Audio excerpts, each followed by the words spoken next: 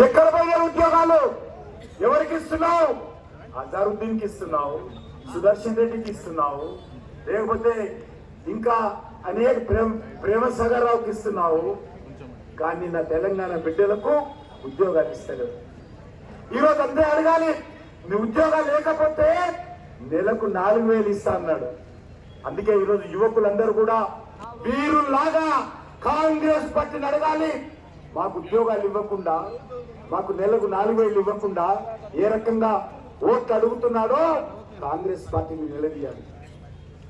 అంతేకాదు దళిత కుటుంబాలందరూ కూడా కాంగ్రెస్ పార్టీని అడగాలి. ప్రతి దళిత కుటుంబానికి 12 లక్షలు ఇస్తా అన్నాడు. ఎవరికైనా వచ్చారా? దళితులకు ఎవరికైనా ఒక్కరికైనా? ఈరోజు బీసీలకు 1,00,000 కోట్లు అన్నాడు. ఎవరికైనా ఒక్క బీసీకైనా ₹1 ఇచ్చాడా? మరి ఏ రకంగా బీసీల ఓట్లు అడుగుతాడు? ఏ రకంగా దళితుల ఓట్లు అడుగుతాడు? ఏ రకంగా మరి నిరుద్యోగుల ఓట్లు అడుగుతాడు? ఏ రకంగా మహిళల ఓట్లు అడుగుతాడు? ఏ రకంగా కాలేజీకి వెళ్ళి ఆడపిల్లల ఓట్లు అడుగుతాడు? ఇంకో మాట అన్నా, నేను స్కూల్కి వెళ్ళేటువంటి పిల్లలందరికీ, పిల్లలందరూ కూడా విద్యా భరోసా కార్డు ఇస్తాడు. ఎంత? 5 లక్షల రూపాయల విద్యా భరోసా కార్డు ఇస్తా అన్నాడు. మరి ఆటో డ్రైవర్లకు మరి పైసలు ఇస్తా అన్నాడు. ఏ 12,000? ఏ ఒక్కరికైనా 12,000 వచ్చినాయి ఆటో డ్రైవర్లకు అడుగుతా ఉన్నాడు. అందుకే ఆటో డ్రైవర్ అన్నా రేవంత్ రెడ్డి వస్తే, చేకూర్తలు వస్తే, కాంగ్రెస్ వస్తే ఆటో ఎక్కించి తొక్కించండి తప్ప ఓటు ఏంటని అడుగుతా ఉన్నాడు. అంతేకాదు బీఆర్ఎస్ పార్టీని కూడా అడగాలి. ఏం చెప్పిండు? 10 సంవత్సరాలు డబల్ బెడ్రూమ్ ఇస్తా. ఆయన అద్భుతంగా ఫామ్ హౌస్ కట్టుకున్నాడు. ఆయన కొడుకు కట్టుకున్నాడు, కూతురు కవిత కట్టుకుంది, అల్లుడు హరీష్ రావు కట్టుకున్నాడు. ఇళ్ళ మీద ఎన్ని ఇళ్ళు ఉన్నాయో లెక్కలే. కేసీఆర్ కుటుంబానికి ఎన్ని అపార్ట్మెంట్లు ఉన్నాయో, ఎన్ని భూములు ఉన్నాయో, ఎన్ని బినామీ పేర్ల మీద ఉన్నాయో లెక్కలేదు. 10 సంవత్సరాలు ముఖ్యమంత్రిగా ఉన్నాడు. ఏ ఒక్కరికైనా మన బస్తీలలో ఒక్కరికైనా డబుల్ బెడ్రూమ్ వచ్చింది అడగాల్సిన కోరుతాడు. ఈ 2 పార్టీలు ఒకటే, ఈ 2 పార్టీలు తోడుగానే, ఈ 2 పార్టీల డిఎన్ఏ ఒకటే. ఈ 2 పార్టీలు కూడా మజ్లిస్ పార్టీ కొమ్ము కాసేటువంటి పార్టీలు.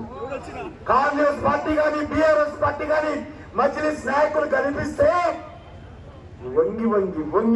వంగి సలాములు కొట్టేటువంటి పార్టీలు, సలాములు కొట్టేటువంటి నాయకులు.